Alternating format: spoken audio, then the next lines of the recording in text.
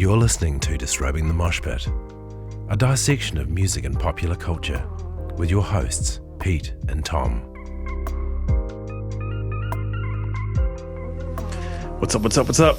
Yo! All good? Yeah, good, man. Yeah, Yourself? good week? Yeah, how good? Yeah, How good? real good. It's that time after Christmas where you're just sort of wrestling, Christmas, New Year's, where you're wrestling with the guilt of trying to get rid of all the calories that you've just like smashed. No, you don't need to feel guilty about it, Tom. You kind don't. of do. It's kind of every day I wake up going, right, today's the day where I just fast.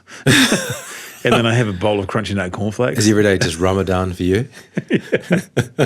Yeah, man. Yeah, no, that's my aim, is to get up and start to just basically try to eat responsibly, and it goes out the window in about 10 minutes.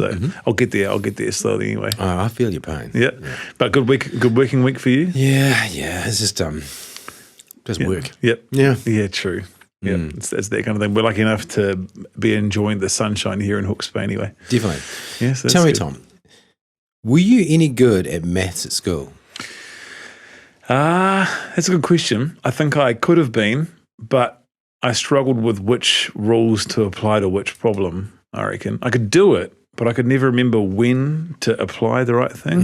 You know what I mean? What about you? You all right? You have to be if you're a pilot, right? No. This is the thing. I think everyone sort of figures that being a pilot, you have to be really good at maths. But to be honest, I mean, as long as you can add, you're fine.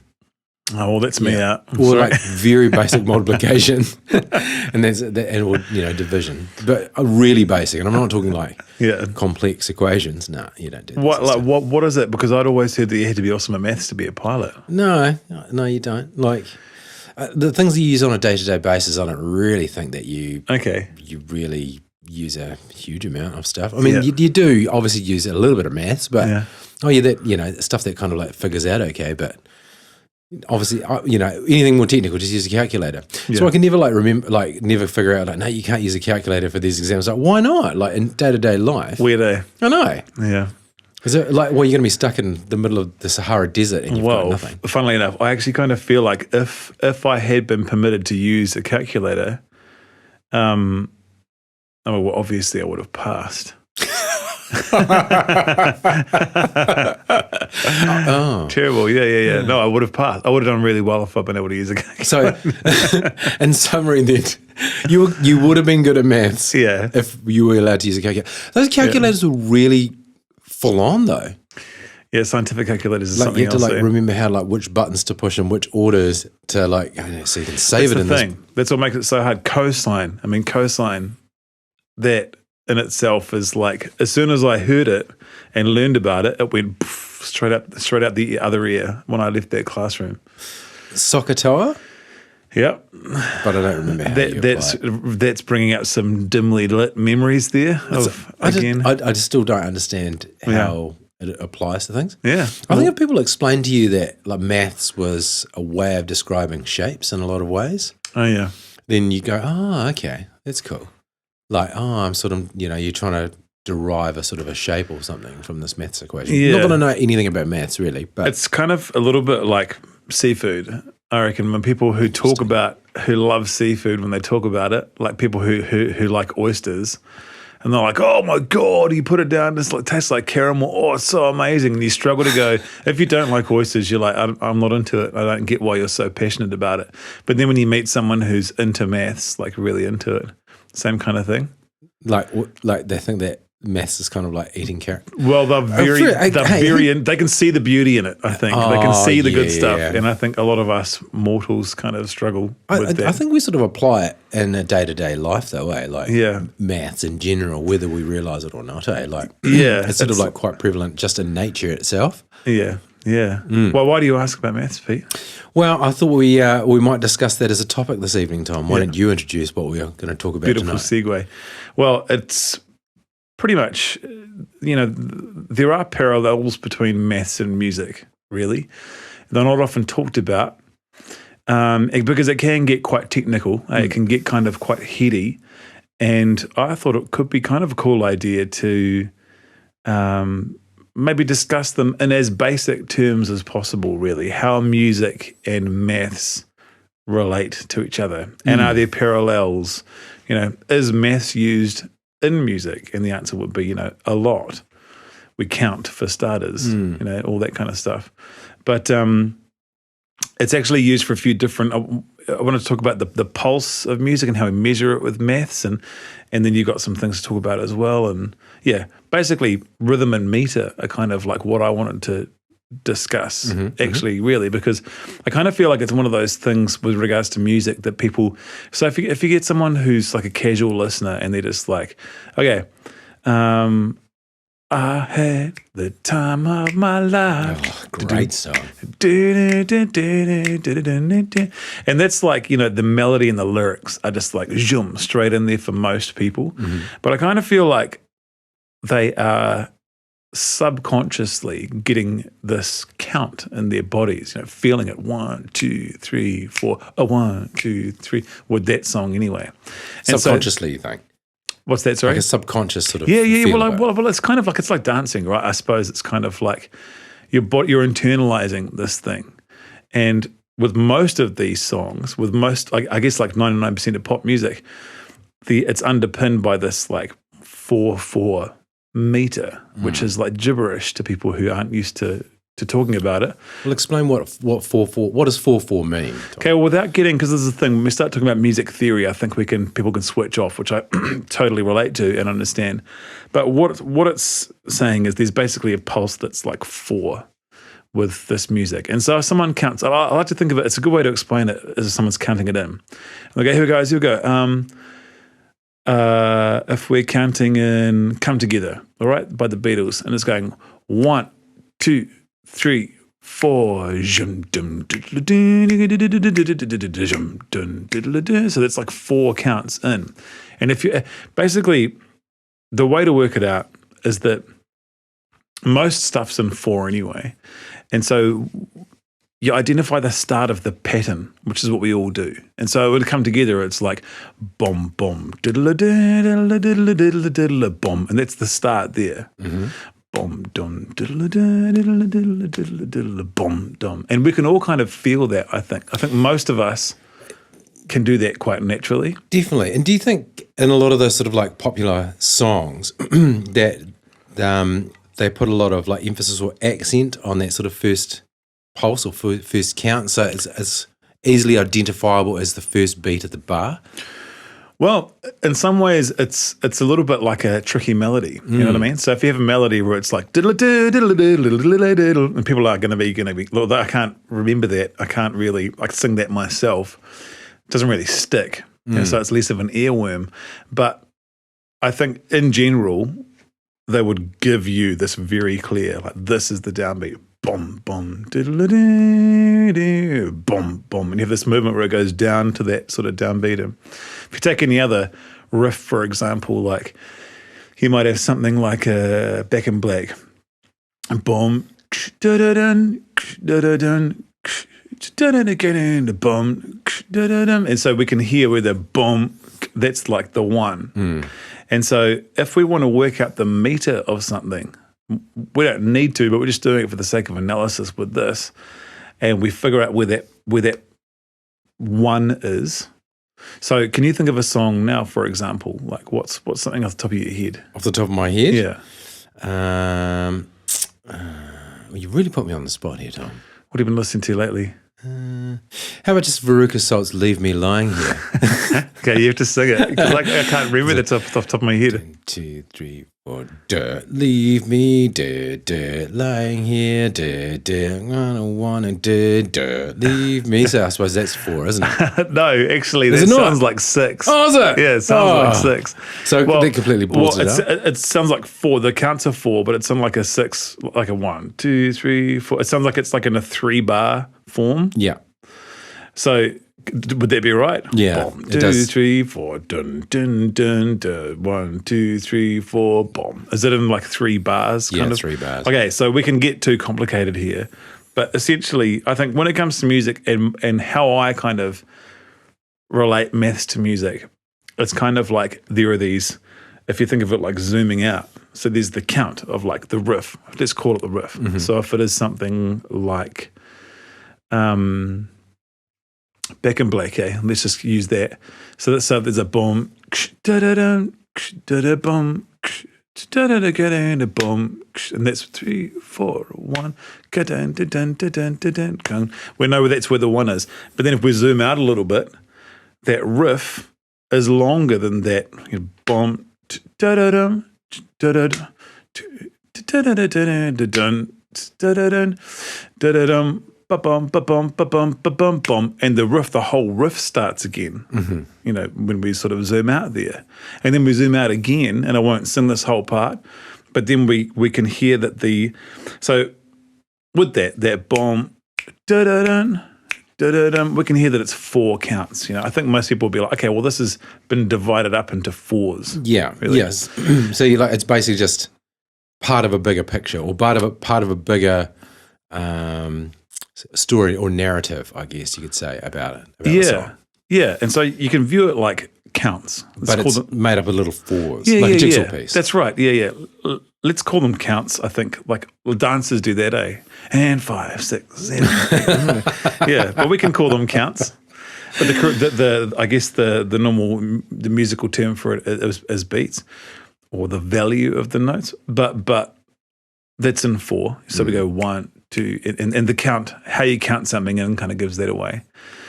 But then every 4 counts or beats is a bar in that particular track, Back in Black, and other tracks where you can feel that it's in 4. So the riff to Back in Black takes 4 bars long, which is 16 counts. And I'm going to I don't want to get too tricky there, but then we can zoom out again, and we hear that actually that whole section takes like 16 bars, and then the verse takes 16 bars, and then the chorus takes 16 bars, and so we're chopping it up into big chunks of multiples of 4, and that's interesting to me, because when it comes to maths and music, I guess, like I keep saying, the majority of stuff is with that 4 count, and I guess there's quite a bit of evidence to suggest that, as you were saying before, that is kind of a Western construct, really. I mean, it doesn't happen. It happens a lot in classical music as well, but classical music, I guess, kind of goes all over the place. And there's generally a bit of an underpinning, even to classical music, though, that even though you might have a violin or a load of violin or a lot of string instruments, sort of like carrying a melody, there's generally like an underpinning underneath it, isn't it? Whether it's like a sort of like a timpani drum, or like a double bass or something, or a very low cello or something. Yeah, I guess it's like a pulse, Yeah, a pulse is kind of an easier way to think of it. So with that, in that respect, with the 4/4, would you term that as something that people find orally pleasing, whether they realise it or not? Is that because it's definitely a very common time signature 4/4? Yeah, definitely, and we're real used to it. And you know what? Like as a drummer and also as a listener, kind of feel like and this is possibly another reason why I had an unfair. Like why I had a disadvantage when it comes to school C maths. But I guess you feel it rather than actually work anything out. So it's much more internalized rather than in your head going 1, 2, 3, 4, 1, 2, 3, 4, 1, 2. You can sort of feel it. So a trick for drummers to sort of keep in time. And I guess you can kind of do this yourself if you're clapping and counting while you're clapping. But we call it subdividing. So if we are thinking of Back in Black and we go, okay, I'm going to clap with the beats. 1, da-da-dum, ba-da-dum. Try not to like blast the mic up here. Boom. And then what we would do as players is subdivide in our heads. So we take each of those beats and chop them up. So in my head, I'm thinking,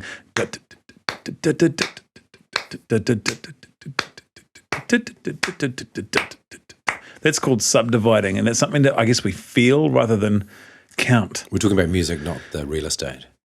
So there are parallels everywhere. I know, exactly. Yeah. It's the golden ratio. You've got a future in real estate, my friend.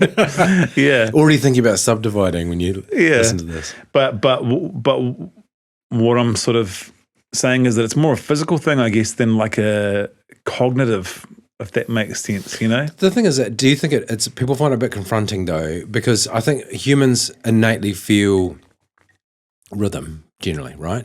We generally feel beat, we generally feel the pulse, we generally feel a time signature, whether we realise it or not. Yeah. But it's when we are asked to translate that to something a bit more tangible, aka clapping or Yeah. that it becomes a little bit more confronting for people. And that's probably where a lot of sort of like musical expression kind of falls over. Yeah. In a lot of ways. That's a really good point, man. Yeah, absolutely. It's something that I think the young, they have fewer, very old, right? Yeah, fewer inhibitions. So they, I'm talking about like primary school, like kindy kind of kids, and they just get in there and they kind of do it, Well, that's the thing about performance, isn't it? Really, it's sort of breaking down that barrier from internal to external. Yeah, whether you're an introvert or extrovert, it's very, very difficult, for a lot of people. Yeah, definitely. A lot of people don't like public speaking for the same sort of reason. You could do it in front of the mirror at home, totally fine. But put yourself in front of a lot of people. Even though you know it internally, it's very difficult to sort of like translate that across. And I think a lot of people could do it. You know what I mean? Totally, a lot of people could. But there's something about maybe, I guess, letting everyone know how you feel the music and that kind of stuff. Like it's hard to dance in front of people, right? Like and that's tricky. Dancing is another one, isn't it? Yeah. Because it is one of those, again, crossing that sort of boundary between internal and external, isn't it? Yeah. You're now like wearing your sense of rhythm out on your sleeve. Yeah.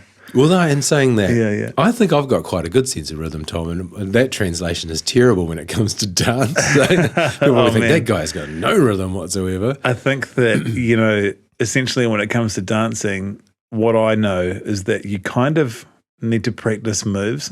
Yeah, I think we've I haven't I don't, so I'm a terrible dancer. But people who are good have obviously spent a bit of time in front of a mirror just nailing what the moves are. Do you reckon they have a reference library of dance moves that they just call on? Totally. That flow together? Yeah. It's kind of like musical phrases in the same sort of way. way, Yeah. right? Big fish, small fish, cardboard box as well. Yeah. They have a big fish, small fish, that one. Just like, you've got all the moves. Get the shoulder in there, clap on the 3, 1, 2, it's 3. the shoulder, like the sort of like the dexterity or the flexibility. The flow, rather than looking like some sort of like malfunctioning android, you've got a bit of like flow to yourself. So here's something that people can try, I guess, with regards to counting. And so we can maybe talk about something that's not practical applications, but more conceptual stuff in a minute. But I think when you're listening to a song, you can count along. So what's another example? Let's use Lord's Royals, and so that's pretty slow. It's like boom, boom, clap, boom. It's about that tempo. 1, 2, 3. And so there's this thing with musicians, I think, where it's like, don't click on the 1 and the 3, click on the 2 and the 4.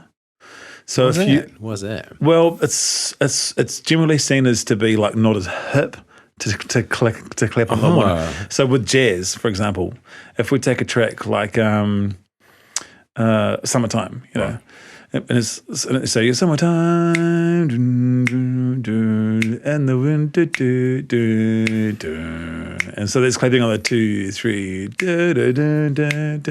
and so if you're clicking on 2 and 4 with jazz, it's kind of like it kind of grooves more, I think. So I think the general consensus is that it grooves more. And if you're going, summertime, and the weather is, it's sort of stiffer. It's like less funky, basically. So I think that if you're in the car and you're listening to stuff and you're kind of like, okay, so what's this track? Okay, I'm going to try clap along. But rather than the 1 and 3, do yourself a favor and just get good at clicking on the 2 and 4. Okay. What's a a different track we can try it with? Oh, you're always asking me these questions. Oh, well, you mean like you clicking on 2 and 3 or just 1 and 4? Sorry, the 2 and the 2 and 4. We can try the 2 and 4, yeah. So like a jazz track? No, just any kind of new one. How about any kind of new sort of popular one? Ooh. Yeah, you're asking the wrong person, Tom. I don't even know how I got into a musical podcast, to be honest with you. Okay, well, let's I just wandered off the street into the wrong room. Okay, how did I get here? Okay. so let's think about single ladies, Beyonce. Okay, yeah, brilliant. So if you're singing, if you go, oh, the single ladies, if you're singing that, and we click on the 1 and 3, and we're going. So if we count it in, it's the giveaway. 1, 2, 3, 4. It's got that weird thing.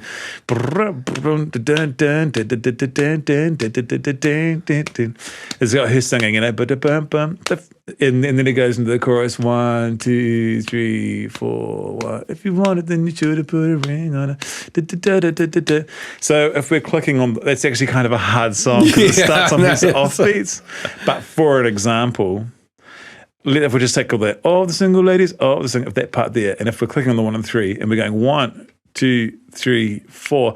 What? All the single ladies, the single ladies, the single ladies. But on the 2 and 4, 1, 2, 3. Sorry, that was on every beat. Sorry. There's all the single ladies, all the single ladies, all the single ladies. On the 2 and 4, it goes 1, 2, 3, 4. Want all the single ladies, man. That's another bad example because it's like too really, slow. Really it's real hard. I found it incredibly enjoyable watching you know yourself over knots on that one. Just mumbling like an idiot over here, trying to sing I wasn't lending you any help whatsoever. Just trying to do my best Beyonce, my best Queen Bee impression there. That was really good. Really good. So sorry. I'm trying to think of one that's kind of like an easier way. Quite simple. Maybe we should abandon that idea. But I think, but if you are listening and you want to try that, I think find the pulse with the song. You'll be able to hear and count 1 to 4 in your head when it happens. Try to click on the 2 and 4. Do yourself a favor, and the next time you're at a live gig, do the same thing. And the musician playing will probably give you a knowing glance and go, that person knows what they're on about. You're in the club. Mm-hmm, mm-hmm. Yeah, totally. Or if you're embarrassed, just do it with your foot or your toe in your shoe. No one has to see it. No one has to see it. It can be your little secret. That's right. Yeah.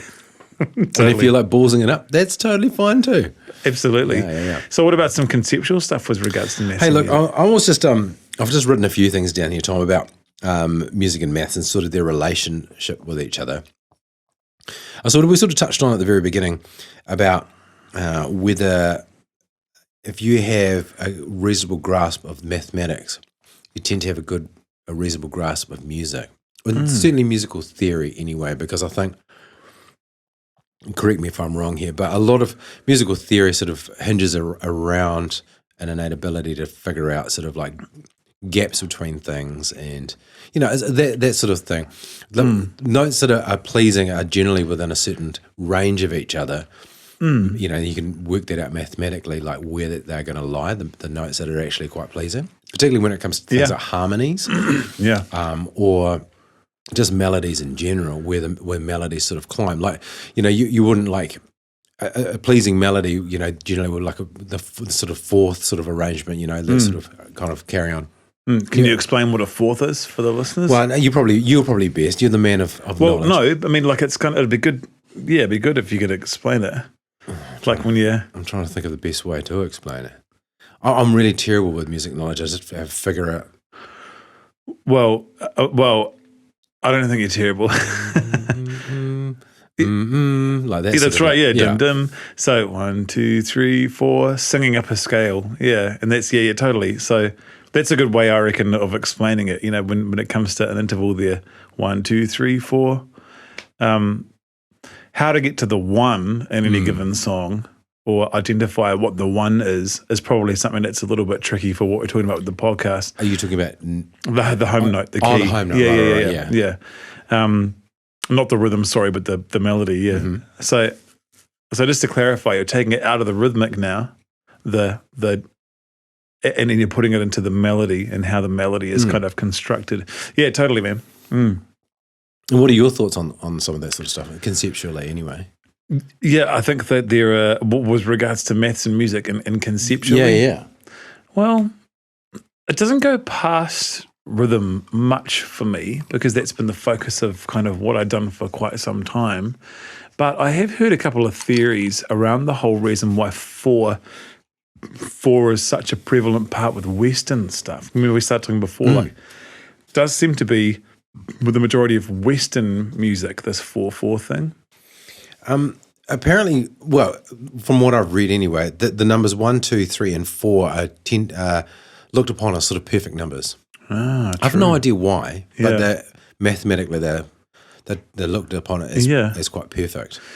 I have heard as well that it's because we've got 2 legs, and that kind of... Really? If we had 3 legs, it would be a little bit different. Would be mathematically perfect.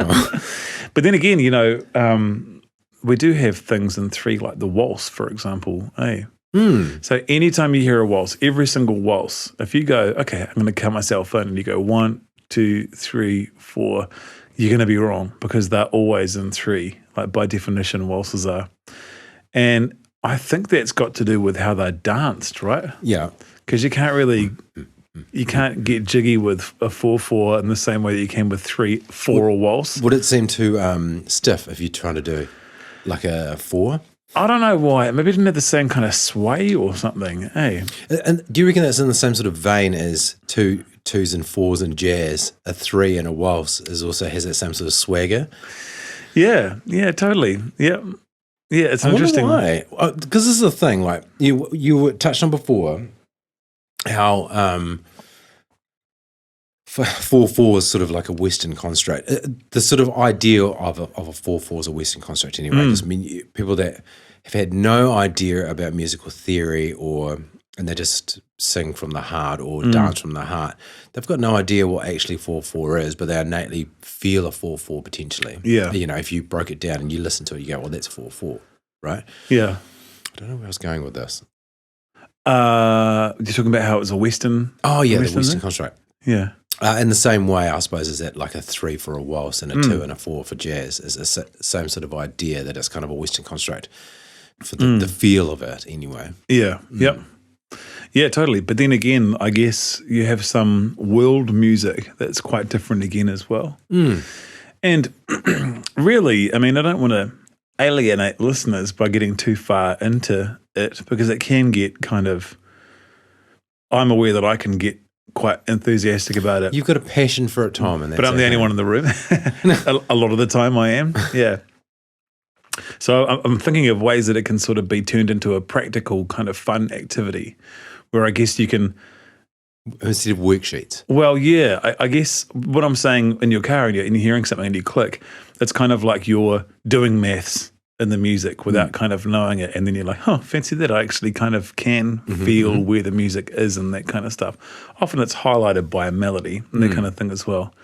And what you were talking about before, the melody and how that's constructed and the circle of fifths and all this kind of theory stuff, that's where we can lose people. But it is really interesting as well. It's very much a I've often thought that sort of thing, in particular, when you talk about maths, if you can relate it to music, I think it would be a lot more accessible to a lot more people. The thing is that, like, as we sort of alluded to at the very beginning of the podcast, how you kind of felt about maths. And I'm no mathematician, and I was never that good at maths when I was at school and university. But I think if someone explained to me at the time a way that you can relate mathematics to music or music to mathematics, either way, you'd find it infinitely more interesting. Certainly when I was like having a bit of a read up prior to this podcast about how, maths in a lot of ways describes a geometric shape. We were talking about this before. And music in a lot of ways does the same sort of thing, whether or not we realize it, but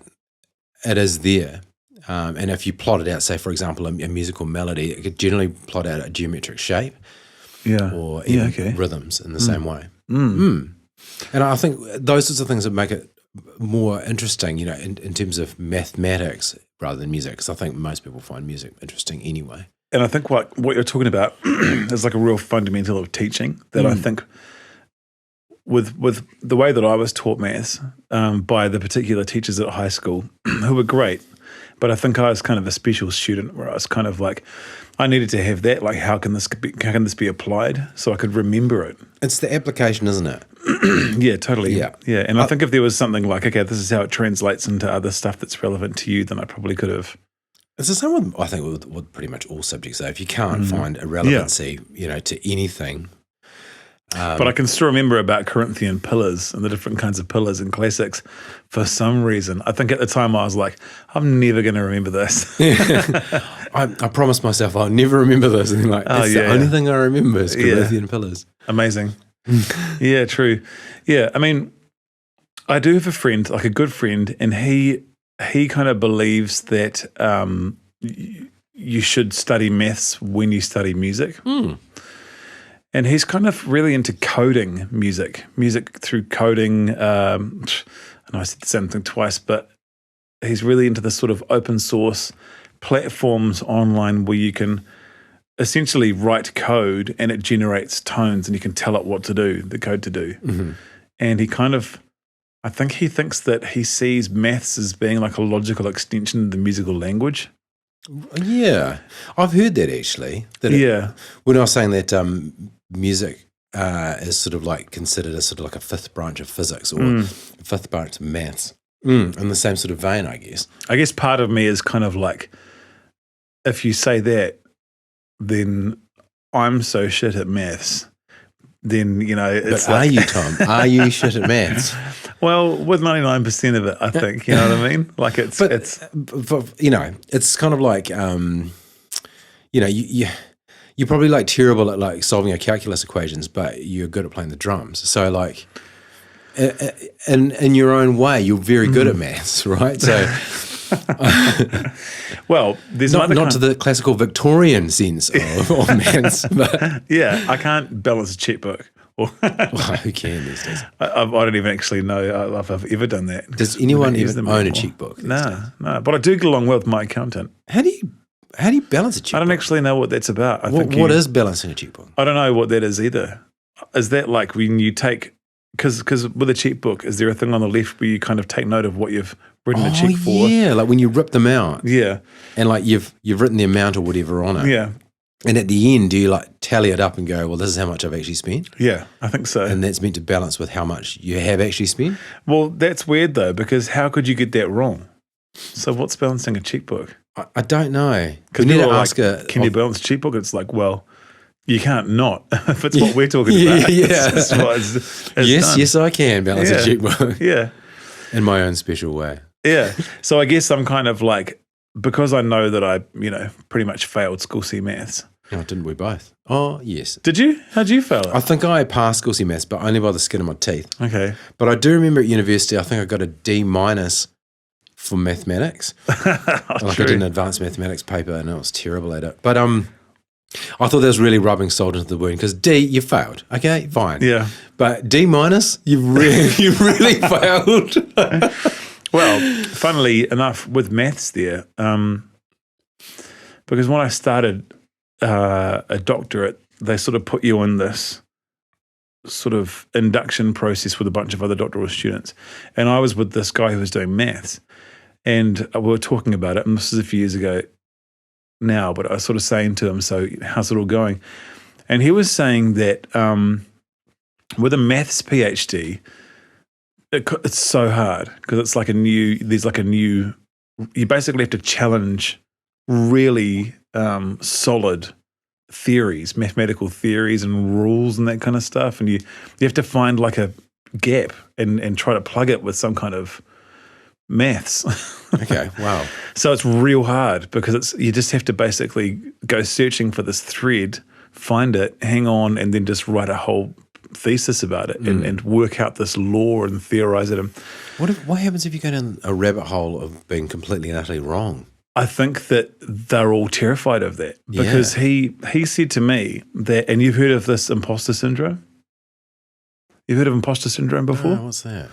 So imposter syndrome, and I think this is right, but imposter syndrome is when you feel like with whatever you're doing, you have this fear that you're pretending that you're good at it. Oh, yeah. Because people are telling you, you're getting good feedback, but deep down you've got this crippling self-doubt and you're worried that you're faking it, basically. You're kind of like, when's everyone going to figure out that I'm only faking it? Because I am, to me.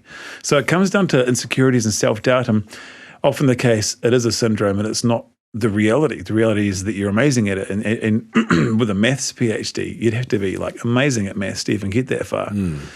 But it's such an issue with maths in general that for a maths PhD at the university that I was at, it's compulsory to do a week long of dealing with imposter syndrome. Really? At the start of it, yeah. Wow. Amazing, eh? That's pretty, yeah. I mean, surely most people just feel imposter syndrome just in different parts of their lives every day. I think it can get very crippling in some situations. Yeah. I can imagine with the amount of pressure that gets put on you or you put on yourself, through a PhD potentially. Yeah. That would be very, as we were sort of talking about just before, how like if you've trying to plug this like tiny hole in a theory and you've gone completely down the wrong. And invested all that. I guess it's where your supervisors sort of need to get you on the straight and narrow when you're sort of starting it. But yeah, just so hard. It's just so hard. It's something that I don't think I'll ever do. When I say I don't think, I will never do it. Well, I'll be interested in seeing the stats as to how often they kind of finish it, follow through. But imagine it being at the end of that, just being like, I think your ego would be so like this big, just because rock bottom it. Yeah, totally. But you can only go up from there, I suppose. So that's good. I love the positivity. With the music one, but don't do that. No, it's a bit different. I guess like it's you can get sort of so conceptual with it as well. But maths. A lot of people tend to study maths with music as well, polyrhythms, that kind of thing. Yeah. So this is the thing that I've never really understood polyrhythms. I still find it quite, if I'm being honest, quite confronting. I know that someone like yourself, you really enjoy it, like Miss Sugar and bands like that, where they use polyrhythms extensively. But for me, I find it very difficult to hold on to. Yeah. If you kind of catch my drift. Yep, fair enough. Yeah.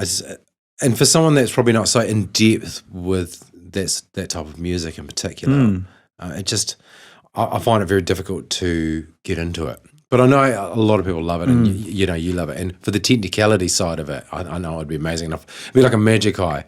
If I understood it, I'd just be like, oh my God, this is amazing. Yeah, totally. But I just don't. That's my big thing. Yep. No, my wife who looks at a magic eye and I just can't see that rabbit jumping out of a hat. Yeah, I see. Yeah. Okay, well, let me see if I can explain it real basically. When we have a riff like Back in Black, we can go back to that. We have that count. This 1, 2, this 1, 2, da-da-dum, ba-da-dum. I'm just going to like repeat that over and over again for the sake of this exercise. So it's like boom, ba-da-dum, 2, 3, 4, boom, ba-da-dum, ba-da-dum. Let's just say we had a riff like that. So that's like 1, 2, 3, 1, 2. That's like 8 counts for that whole riff. So that's 8 counts. But a polyrhythm is when you have a different rhythm or melody in there, or something like that, that's not sort of following those same rules. So, for example, if you had something that you're hitting, so that riff is 8 beats long, right? Let's just say if I was hitting something or clicking my other fingers at the start of every 3 clicks, because we're thinking in multiples of 4 right now. But if I was going, and this is going to take both of us, okay? Oh, here we go. For this exercise. So what I'm going to do is I'm just going to go 1 at the start of every 3 clicks. Okay. This is probably the best way of figuring it out. So do you reckon you can click your fingers and sing the like Back in Black riff? Mm-hmm. Okay, well, you can sing it and I'll click my fingers, okay? Yeah. And I'm going to say 1 at the start of every polyrhythm. Okay. So what's going to happen here is that you're singing something that's in 4 and we feel it in 4 and we know it's in 4 because it goes in that direction. Boom, ba-da-dum, ba-da-dum, boom, boom. And we're sort of like, we know where the 1 is coming. We know when the riff is going to start again. Mm-hmm. That's how we know that it's in 4 because it takes 8 beats to kind of get around. We just say that it's in 4 by implying that it's in chunks of 4 beats, But what I'm going to do is I'm going to say 1 at the start of every 3 beats. So I'm implying that there's a secondary rhythm going on here, but it's not in 4, it's actually in 3. Right. Should we give it a go? Yeah. So if I count you in for the Back in Black riff, so we go 1, 2, 3, 4, 1. Did-it-in. 1. Did-it-in. 1. Did-it-in. 1. Did-it-in. 1, 1. And so that was like 16 beats all up. 16 beats long that was. Right. Okay. So that was 4 chunks of 4. But I was saying 1 at the start of every 3.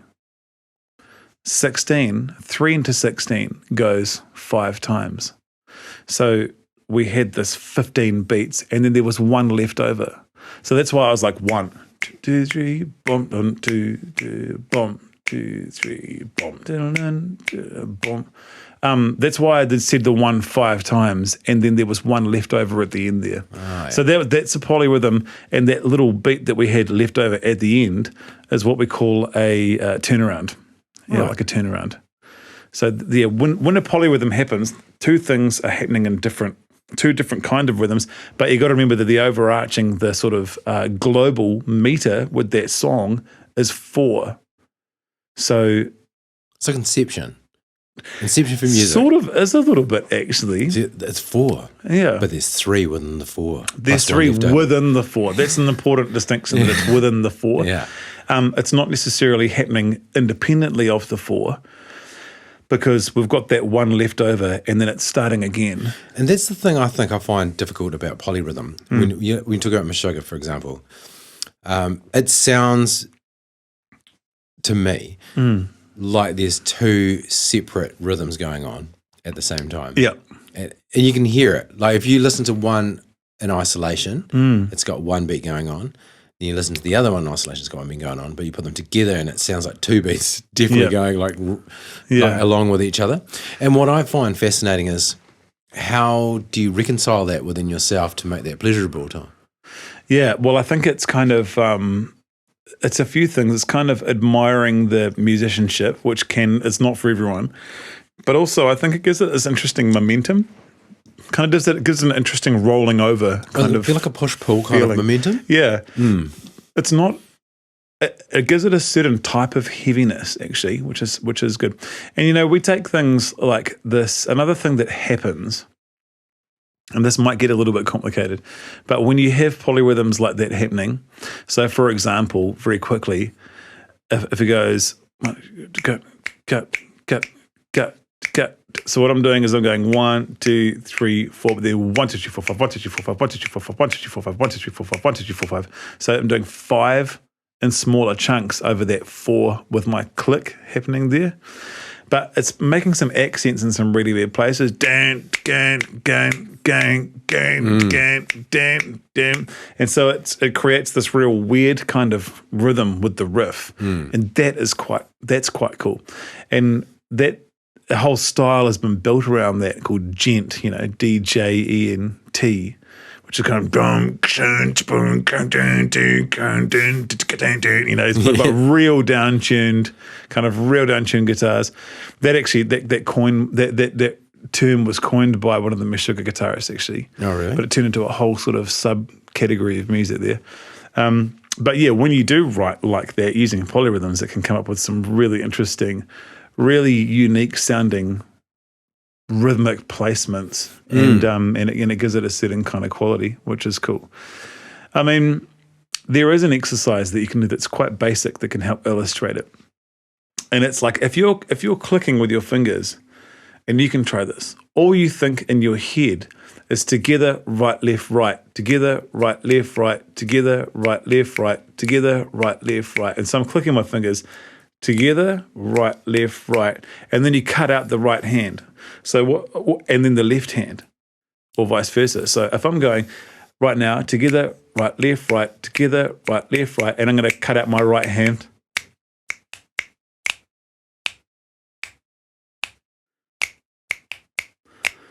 And I'm going to cut out my left hand. And they're sort of 2 rhythms that work independently. They're sort of working over the top of each other. Like that's kind of a basic 2/3 polyrhythm, really. Something that's fun for the whole family to try. Well, I'm looking forward to getting my kids involved in that. Yeah. Oh, that's interesting. Yeah. So that was something that I've always struggled with, to be honest. I think everyone does, to be fair. I'm quite interested to go and have a bit of a listen now and just have a bit of a Yeah. You know? And like with most things, it depends what culturally you kind of came up with, Because I mean, if you came up with, and by came up I mean growing up in your household, if you came up with like, I guess some freaky stuff, for example, if you had a lot of jazz being played in the household, and you have tracks like that Dave Brubeck, which is in 5, and some different other world music is in like 6/8, or 7, or that kind of stuff is the meter. Then it's not, that's what's making up the formative years there with your listening, and so it's a bit more accessible. But for the majority of us, like the vast majority of us, in countries like New Zealand and the States and the UK, I think that, 4/4 is the norm, and anything outside of that takes a little bit of getting used to, for sure. Yeah, and it kind of feels strange. Yeah. Yeah. You're sort of like, how do I dance to this? What's going on? Yeah, exactly.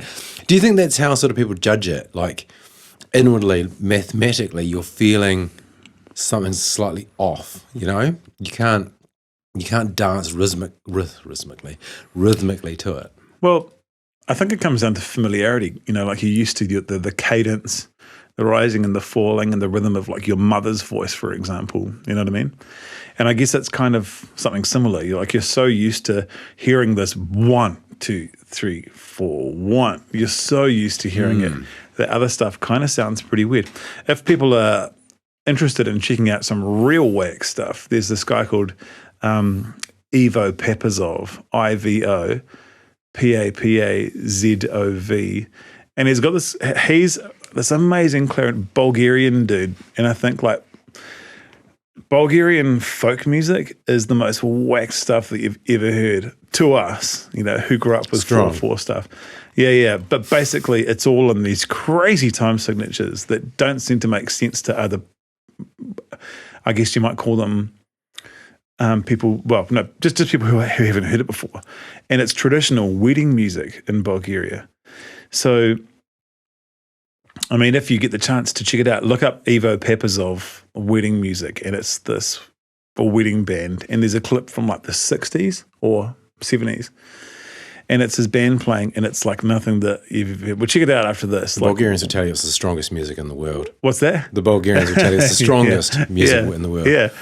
Well, you got to be a legend to be able to play. There's this old joke where this drummer goes, this drummer's moving to Bulgaria, and because when we play drums, we're going 1, 2, 3, 4, dun, dun, dun, dun, dun, dun. So that Billie Jean, for example, and where you can all feel the meter there, 1, 2, 3, but the area, that's about that tempo, 1, 2. And we can hear that if we count along, the snare is on 2 and 4, 1, 2, 3, 4. So for drummers, most of the time, the snare is on beats 2 and beats 4. Might be on beat 3, 1, 2, 3, 4, boom, 4, 1, 2, 3, 4. If you took like Teardrop, for example, Massive Attack, 1, 2, 3, 4. Anyway, so it's either going to be on 2 and 4 or 3. But there's this joke where this drummer was like moving from LA to Bulgaria, and he was like, oh yeah, looking in the local papers for any kind of gigs that he might get to be able to play. And there's like a wedding band advertising for a new drummer, and he gave them a call, and he said, I've been playing in LA for a few years. I kind of know my way around the kit. All good. And they were like, you got the job, mate. We'll come and we'll see you soon. And he goes over there, and then he is calling them going, are we going to rehearse, you guys? And they're like, no, it's all good, don't worry about it. And then basically, long story short, he gets to the gig, and he's like, great, so have you got charts? As in like the lead sheets, the written stuff. And they say, oh, no, it's all good. Just keep a backbeat on 7 and 13 and we'll be fine. So it's kind of like, oh my God. Because you look at these guys play, and the backbeats are everywhere. It's like, I don't know how they keep it together. They're all feeling so naturally that way, that solid fundamental rhythm it's like, man, they must have been dancing to that since they were babies, honestly, because they're so comfortable in there. It's a comfort thing. If someone said to you, okay, here we go. Here's this thing. 1, 2, 3, 4, 5, 6, 7. 1, 2, 3, 4, 5, 6, 7. 1, 2, 3. Or, for example, Mission Impossible. Which is 5. Someone said to you, have a dance to that. What are you going to do? You'll be like, well, I'm going to look not awesome. I'll look amazing because it's so whack. Give me 2 years to practice, yeah, because that's in 5, so it's kind of like, well, that's a bit different. But these guys are so used to I think it's so internal, that kind of weird stuff. You'd have to unlearn a lot, wouldn't you, if you were trying to learn it? Like, it'd be like trying to say, right, the sky's no longer blue, the sky is green. Now you have to remember that the sky is kind of green. You have to sort of unlearn what you know, but that's so like innate and fundamentally inbuilt. It'd be really difficult to sort of unlearn it. Yeah. And I think a lot of this, the Bulgarian stuff, a lot of really hard out jazz players, that's kind of a logical musical nirvana for them. So a lot of them, I think I first heard about it at a workshop that the saxophonist Michael Brecker was giving, and he was like, check out this guy, Ivo Pepazov. He's a clarinetist. He's amazing. It's like rocking my world. And in jazz circles, like you couldn't sort of do better than Michael Brecker chops wise. So it's just like, whoa, these guys must be good. This is someone who Michael Brecker was at the point where he would sleep with his saxophone next to his bed. And, you know, for those who don't know, with music, there are 12 keys. So you might be like, okay, well, I might say, okay, so take, for example, we sing Mary Had a Little Lamb. Mary had a little lamb, let's do it in a different key. Mary had a little lamb. So there are 12 of those, you know what I mean? So you're starting on a different note, and he would sleep with the saxophone next to his bed. And in the morning, he would chuck open his windows, or his windows would be open, and he would listen to the birds outside, and a bird would sing something, and he would immediately just grab his saxophone and play it immediately in all 12 keys. So he was at that stage, I think, like practicing translating from his ears immediately to his fingers through his instrument. Wow. So that kind of good. And that mastery of... Yeah, total mastery. And he was like, I got nothing on this guy. Really, he was like this Ivo Pepazov. It's pretty interesting. Wow. Just rhythmically. I'm definitely have to watch this after. Yeah, it's real funny. There's it's funny because are they wearing traditional Bulgarian dress? Sort of. Yeah. There's a female vocalist in there, and she gets up and does this crazy, to us, this traditional style of singing that's like very unique, you know. So that's unique style of singing. Yeah. But the reason it's real funny is because if you look at the drummer, he looks like he's having a great time, but any other drummer would be absolutely shitting their pants, like totally. And he's just like there, like he looks like he's just like meditating, really, and he's smiling and laughing. It's quite funny. Why are you smiling and laughing at this? Yeah, totally, yeah. So I think like with the maths thing, everywhere you look in music, there are kind of like, you know, you're talking about a tone is made up of all these different intervals. Like, you know that movie, A Beautiful Mind? Is that what you're thinking of? That's what I was thinking of. No, I was thinking of the movie Close Encounters of the Third Kind. Oh. Have you seen that? No. In Close Encounters of the Third Kind, they communicate with the aliens with this big, like, synth. Sounds real weird. Was it made in the 80s? Yeah, 70s. Yeah. But it's epic. It's epic. And they sort of have this call and response thing with the aliens. They're like, and the aliens go, boom, like in their ship. It's real crazy. I don't know how the hell they came up with the idea. But they have this one phrase that goes, that's the phrase. The aliens sort of start talking to them musically with it. But that phrase of notes, they're what they call like I can't remember the word for it, but basically that's all the harmonics that make up one single tone in that movie, in that one section. Boom, boom, boom, boom, boom. I can't remember what the name for it is, fundamental harmonics or something. But in theory, when you play a note or pluck a string, you're hearing all of those intervals blended. Oh, yeah. Yeah. Is it kind of like light? Yes. You blend light. Definitely. Yeah, absolutely. The different spectrums, and they create blue and green, blue and yellow to create green. Is that right? Or green and yellow to create blue? Whatever it is. I don't know. blue and yellow to make green. Yeah, blue and yellow to make green. It's a long time since I picked up a crayon, Pete. Yeah. We need to go and get some crayons for you. Yeah. For your but birthday. Same kind of thing. So I think really the relationship's so key with music and maths that everywhere you look with music, you'll find a reason to incorporate maths in there, or so you can see how it relates. It's probably I see exactly what you're saying. It's so deeply embedded, the two together, that you don't even realize that they're related. Yeah, but they seem so because I think when people think of music, you think of passion and you think of emotion and that sort of thing. You don't necessarily think of those terms when it comes to mathematics. Yeah, that's right. I'm not looking at like sine theta over cosine and thinking, God, I'm just passionate about that. Like, it's not nerds do. Oh, fantastic! That graph is amazing. Yeah. Those stats. Look, I think that probably mathematicians would say that you might see the emotional output of maths and heaps of stuff, heaps of creative arts, Oh, yeah. In music and in a nicely humming motorway. Paint by numbers. Yeah, a light electricity grid or something. Or paint by numbers. Yeah, totally. Yeah. Well, I mean, but we can all appreciate symmetry, though, right? Yeah, I suppose that's part of it, isn't it? Mm-hmm.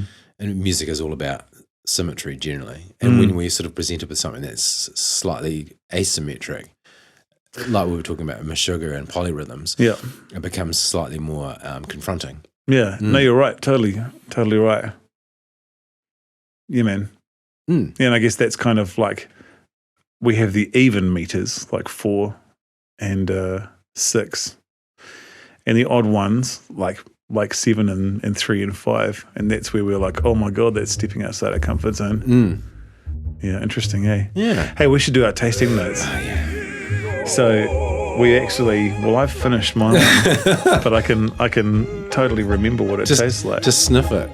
And then go, this is what it was.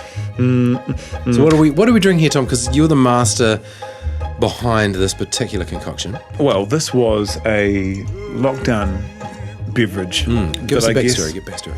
Okay, so pretty much I had a surplus of lime juice, and we made ice cubes with the lime juice, and I was experimenting with putting that in different drinks in one of these lockdowns. And I think for most people, lockdowns meant like basically a 2 p.m. happy hour. And I was kind of like, what's something that's refreshing and, maybe not a beer and uses lime juice. And so really all it is bourbon with lime ice cubes and dry ginger ale. So what we were drinking tonight was exactly that, and it was actually whiskey. I think it was that Maker's Mark, which is not like a single malt or anything fancy like that, which I wouldn't necessarily be mixing with stuff. But we're talking about whiskey and dry with lime juice, really, which I don't know have you heard of that before? Like CC and dry? CC and dry. Or Cody's 5%? But with Cody's, homemade Cody's, but with lime juice. The lime juice, that's an elegant twist that you've put on it. I reckon turns it into a real classy drink. It's taken it from Lindau to Dom Perignon. Yeah, absolutely. Yeah, there's nothing wrong with Lindau. Maybe go further down. Yeah. What are your thoughts with it? I really, really like it. It's really nice. It's kind of almost cola-y. It's got some mint in there, eh? Do you reckon that's the combination of the mint, the lime? Yes. The ginger ale?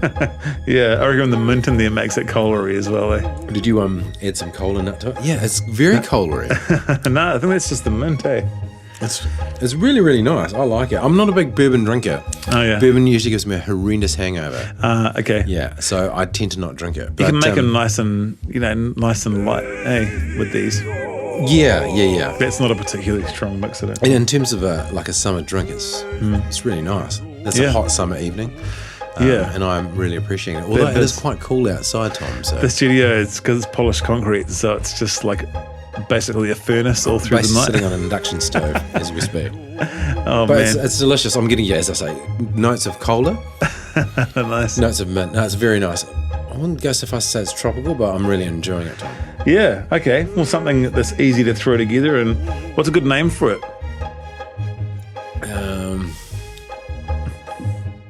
fancy Cody's. Yeah. I don't know. Times 5%. Times 5%. Times 12% or whatever it is. 8%. No, very nice, Tom. Well done. Thank you very much for that. I thanks. appreciate it. Yeah. No, you're welcome. Not notes of plum on this one, though. Oh, yeah. Yeah. You getting passion fruit on the nose? Usually do. Yeah. The mint is the mint's definitely a good little addition, I think. I think so. Yeah, it's lovely. Okay, so back to this. Any concluding thoughts, Pete? No, I just think, as we sort of like touched on throughout, it's music and math are so deeply, well, in my mind, are deeply intertwined. I think you'd find quite a few scientific studies to say that they are. And I think I was saying before we were recording this podcast, that music activates the same lobes in the brain as mathematics do. So it's they sort of like, they're very, very intertwined, whether it's sort of obvious or not. How about you, Tom? What do you think?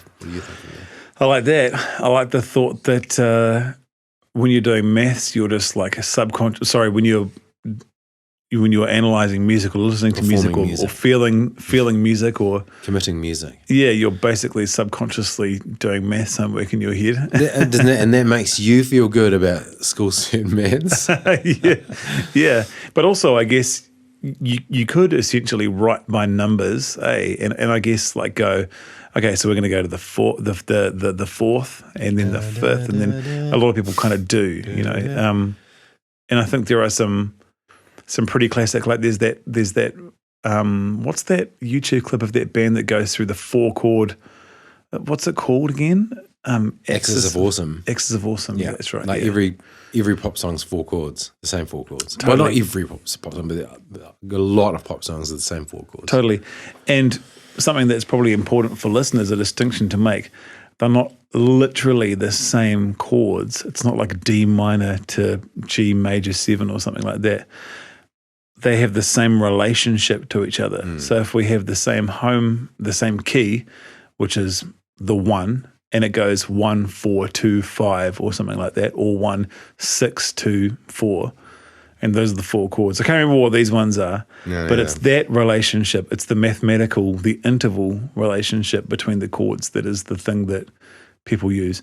So you're not going to be able to take the lyrics and chorus from one of those songs, literally the same melody, and put it over the chords of the other one, because it won't work, because they might be in a different key. But it's the intervals, the chords' relationship to each other. And they're quite pleasing, eh? Like, yeah, obviously because they've been used.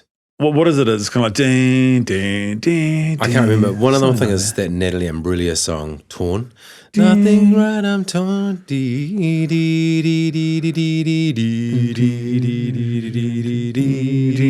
that's it. Yeah. My life is brilliant. My love is pure. It's the same. Yeah. All of that sort of stuff. There's heaps of them, eh? Yeah. And, I think if you want to write a classic pop song, you could just start with those chords, or start with, those intervals. You do pretty well. Do you think now, with the advent of things like Ableton Live and more electronic composition, do you think mathematics plays more of a role, as opposed to back in ye old days of like Mozart, when they were writing things on the stave? Well, I think that definitely it does, but under the hood. I think that it's within the application as opposed to I think that there's kind of because it makes it so much less effort to experiment. Like if you're talking back with the classical composers and stuff, when everything's written by hand and they've got like them and a piano or a harpsichord, and they're pretty much imagining what a string quartet might sound like, because they haven't got it right there and they're writing by candlelight. Now it's just like bam, and there's no risk, which is good and bad. But I guess like you can make bad noises quite easily and learn from those. So possibly, like, absolutely, yes, definitely under the hood, of course, everything being code-based, but on top, because of the nature of them, it possibly allows things even to go further away from that. You know what I mean? There are no rules, basically. But more daring, do you think? More daring. And of course, we're used to hearing the things that you're talking about, the 4/4 and those chords. So we probably subconsciously put those into something like the software. But still, I don't think we're thinking about rules in our head, not like they would have been back in the day. You think you're less likely to suffer from imposter syndrome? Well, I don't know. Yeah, that's a good question as well. Maybe that's like with the whole podcast. Yeah. You're probably, well, I think that, I think that there's a lot more maths going on internally to make your experimentation sound good. Right. If that kind of makes sense. Yeah. So you can sort of be a bit more fearless. So yes and no, I'd say would probably be the answer to that. Mm-hmm. Yeah, I don't know. Anyway, we should probably wrap up, eh? Yeah. Yeah. Well, that was very interesting, Tom. Any final thoughts? Sorry, I feel like I've just only been talking through this whole thing. No, So to be honest with you, if it were left up to me, you'd hear pretty much crickets. Oh, man. Yeah, appreciate you humouring me with the topic. Not at all. I really enjoyed it. Cool, man. Hey, well, that was awesome, Tom. Yeah, nice one. Thanks for that, man. We'll catch you next time. Yeah, and thank you, listeners, and we'll catch you soon. See ya. See ya.